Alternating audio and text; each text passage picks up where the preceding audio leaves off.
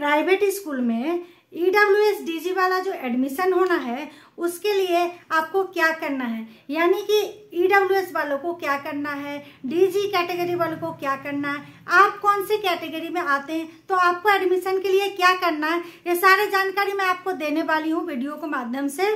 आपका बहुत बहुत स्वागत है मेरे चैनल में। अगर आप मेरे चैनल में नए हैं तो चैनल को सब्सक्राइब जरूर कर दीजिए। सबसे पहले मैं बता देती हूँ कि डीजी कैटेगरी में कौन आते हैं। डीजी कैटेगरी में वो आते हैं जो जैसे कि ओबीसी कैटेगरी जिनका होता है, SC ST जो होते हैं उनको डीजी कैटेगरी में रखा जाता है।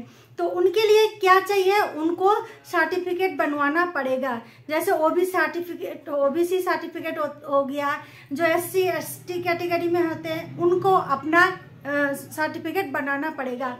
और ना फिर अगर कैटेगरी में आते हुए भी अगर सर्टिफिकेट नहीं है तो उस कैटेगरी का नहीं माना जाएगा।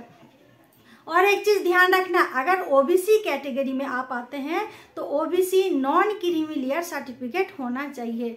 ठीक है, तो जब आप फॉर्म भरेंगे अपने बच्चों के लिए प्राइवेट स्कूल में फ्री वाला, तो वहां पर दो ऑप्शन होगा, EWS या DG। तो DG को आपको टिक करना है, जो DG कैटेगरी है उनको DG टिक करना है अगर आप OBC SC या ST कैटेगरी में आते हैं तो। ठीक है, अब जो EWS में आते हैं मैं उनके बारे में बताती हूँ। EWS यानी इकोनॉमिकली वीकर सेक्शन, जिनका आर्थिक इनकम जिनका कम है, जैसे कम से कम 1 लाख के अंदर है, पूरे परिवार का देखा जाता है, तो वो आते हैं EWS कैटेगरी में और उनको EWS सर्टिफिकेट बनाना पड़ता है एडमिशन के लिए। प्राइवेट स्कूल में अगर आप अपने बच्चों का एडमिशन कराना चाहते हैं, नर्सरी में, KG में या क्लास 1 में, एज के हिसाब से आपको अपने बच्चों का एडमिशन में फॉर्म भरना है। एज सही होना चाहिए और आपका डॉक्यूमेंट सही होना चाहिए। ये सारी जानकारी भी मैं लाती रहती हूँ डॉक्यूमेंट्स के बारे में, एज के बारे में। तो अगर आप जानकारी चाहते हैं तो आप मेरी वीडियो को भी देखिएगा। तो EWS के लिए आपको इनकम सर्टिफिकेट बनाना पड़ेगा और EWS को टिक करना पड़ेगा। जब आप फॉर्म भरेंगे, जब रजिस्ट्रेशन करेंगे, ऑनलाइन फॉर्म भरा जाएगा और जैसे एक निश्चित समय के लिए कुछ दिन का डेट दिया जाएगा, ऑफिशियल नोटिफिकेशन निकाला जाएगा। प्राइवेट स्कूल में बिल्कुल फ्री शिक्षा प्राप्त कर सकते हैं बच्चे, तो उसी डेट के अंदर आपको फॉर्म भरना है।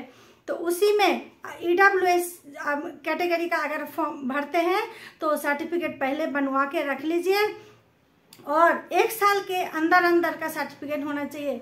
नेक्स्ट ईयर बना रखा था अगर तो वो इस बार नहीं चलता है। ठीक है, EWS सर्टिफिकेट होना चाहिए 1 साल के अंदर का।